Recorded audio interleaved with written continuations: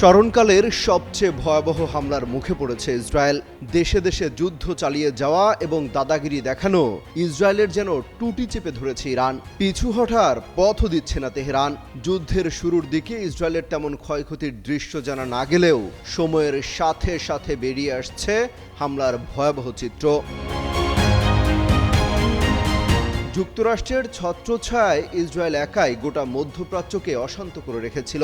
ফিলিস্তিনের পশ্চিম তীর, গাজা উপত্যকা, লেবানন, ইয়েমেন সব জায়গায় হামলা চালিয়ে যাচ্ছে তারা।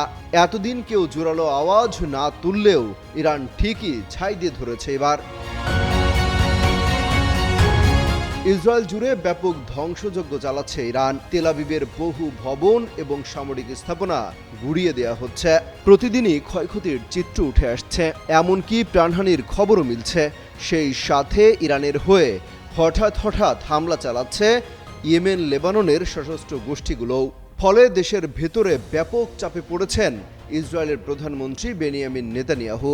ইসরায়েলিরা চায় না এই যুদ্ধ চালিয়ে যেতে, এমনকি শুধু নেতানিয়াহুর জিদের কারণে তারা নিজেদের জীবনের খেসারত দিতে চান না। এই যুদ্ধের শেষ কি সহসাই হবে, এমন প্রশ্ন উঠছে। এক্ষেত্রে ইরান নিজেদের বিজয় ঘোষণা করে আলোচনার টেবিলে বসতে পারে বলেও পরামর্শ দেওয়া হচ্ছে। নতুন করে আলোচনা চলছে ৪৫ দিনের যুদ্ধবিরতি নিয়ে। তাতেও ইরান খুব একটা সায় দিচ্ছে না। তেহরান বলছে যুদ্ধ কখন বন্ধ হবে তা ঠিক করবে ইরানি।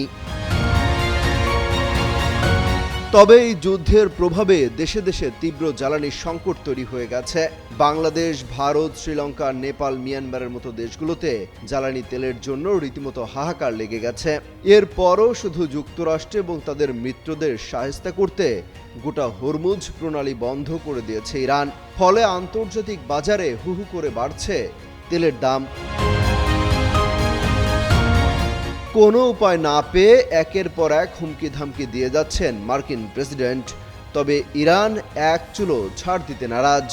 এমনকি আলোচনায় বসতে উল্টো আমেরিকাকে শর্ত জুড়ে দিচ্ছে তেহরান। অমিত হাসান রবিন, যুগান্তর নিউজ।